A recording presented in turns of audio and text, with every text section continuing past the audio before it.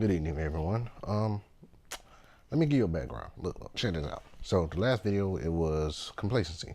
This video, I'm going to simply call it paying it forward. Now, this topic is pretty simplistic, and I noticed that with the raw videos, it's been a lot of my face. I don't really care if I'm feeling conceited with my face being in all the videos. So I'm going to replace the screen for this one, just for the hell of it. So let's go ahead and start it right now. All right, so now that the background is different, I'm going to continue kind of where we left off.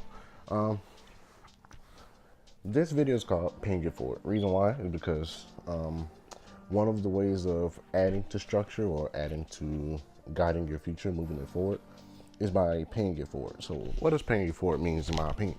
You know, of course, it's not a word, it's a phrase. And the phrase is predicated with the idea of sharing humility and or empathy for others. Now, let's add some context. Now, when it comes to paying it forward, is adding hospitality to any situation.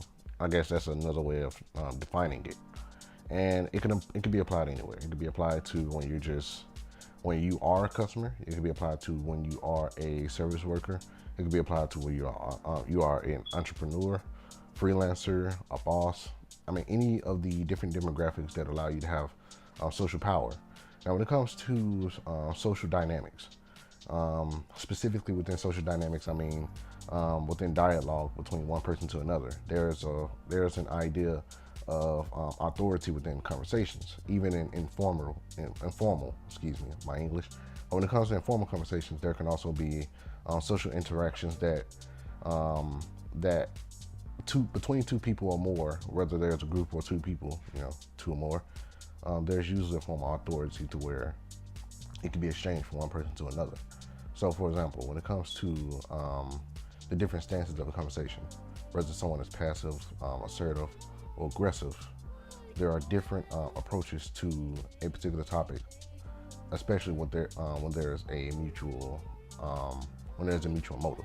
So, let's say you want someone to go to the store and you pick up some milk. A passive person will probably be like, hey, if you don't mind, if you're not busy, are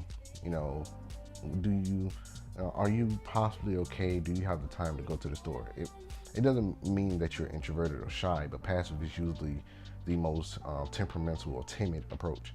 And then assertive is like, hey, you don't mind going to the store for me and pick up some milk? It's more demanding, but it's not so straightforward. It still leaves openings to where someone can have dialogue and express their opinion. It still is an open-ended question. Could you, may you? And then when it comes to aggressive, it's just more straightforward. Hey, go to the store and pick up some milk for me. I appreciate it. It's a lot more demanding, but it all conveys the same message. It just are done in different ways. Now, between the three, the reason why I brought up the passive, assertive, and aggressive is because when it comes to that dynamic of those approaches, the reason why all three of those approaches are different is because of this perspective on authority.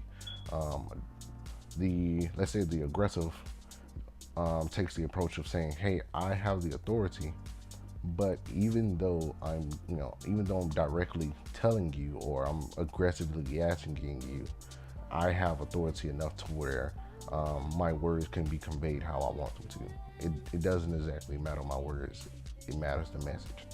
And then assertive is like, I'm passing over some of my authority.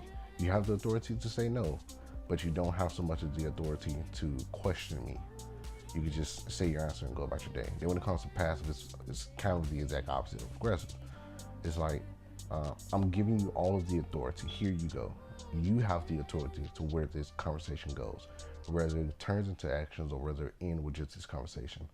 And the dynamic between passing the authority and not passing the authority makes a big deal. Now, how is this related to paying it forward? In my opinion, you could be an aggressive person or an assertive person and still share character traits of that of a passive person. There's nothing wrong with being passive. It just, in my opinion, when it comes to having structure or when it comes to planning goals, in my opinion, I think it's better to be assertive or aggressive because you have to be selfish about yourself.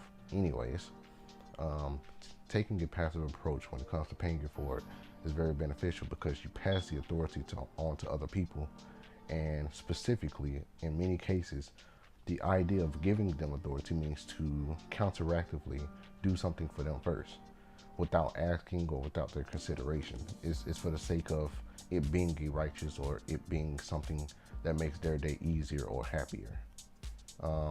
It's not exactly as much the action, but it's the principle of why it was done and the motives behind it. So, in my opinion, paying it forward does carry you a far way. It helps a lot in many different areas. It can make a big difference. There are many different stories and circumstances where paying it forward, let's say you see someone sitting outside the store, it helps, paying it forward can also be hospitality, even separate from the dynamics of a conversation.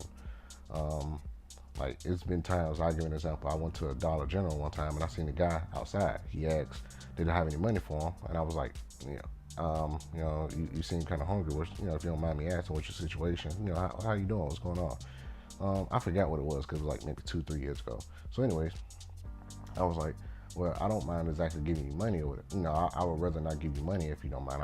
I prefer to just directly help. Whatever you want to spend the money on, I will get it for you so you can at least, I can know within myself that you at least have been helped. So I was like, you know what? I thought about it. I was like, I'm going to get him something anyways. So I walk inside the store. I get him a gallon, I think it was a gallon of water. And I got him like a loaf of bread. And it was wheat because I know that bread is pretty good with filling someone up and somewhat healthy with the fiber. I go outside and I offer it to him. He said, nah, I'm all right. I don't like this. He basically gave some, in my opinion, some kind of crap excuse. So I was like, it's cool or whatever. So whatever he was willing to take, I was like, here you go. But other than that, I was like, screw it, I'm gonna take it home because I already thought about that in my head. And when it comes to paying it forward, many times paying it forward does help with the hospitality of it being returned without you looking for it. There's been a handful of occasions I've helped people without the mentality of receiving it back, but they feel indebted to pay me back my kindness. So I would be like, okay, I helped you in this way, and I never bring it up again. And then I may see them 1, 2, 3, who knows how many years, months later, and they might run into me, or I may need help, and however that goes. And then once they acknowledge the situation, they understand it, they repay what they feel is their debt. They repay the hospitality. Paying it forward can help you in the idea of structuring and moving forward, because sometimes helping others can not only enlighten who you are within, it can also help you develop into who you need to become. But furthermore, it could also be beneficial to have people behind you in your corner that you never would expect to come to your aid. So, simple enough. That's pretty much all I wanted to leave with that. When it comes to being complacent, paying it forward is another way to be enlightened on other people's journey and to remind us, in my opinion, why it's always good to progress even if we achieve all the goals that we set. To run out of goals to mean to run out of purpose of living. So to keep meaning, paying it forward is one way to continue to grow. But simultaneously, it can also help us learn and develop who we need to become so we can never become complacent. So that was part 2 of the 2 parts. And I hope that together or individually, for one who liked this message or the other one more, I just hope that it has made somewhat of a small, if not possibly big impact. This is your boy, the PsychoTutor, and okay, I'm back. Another evening. You all take it easy. Peace. Oh, I'm tripping. You already know. Every day is a good day. Now I can go. You all have a good day. Peace.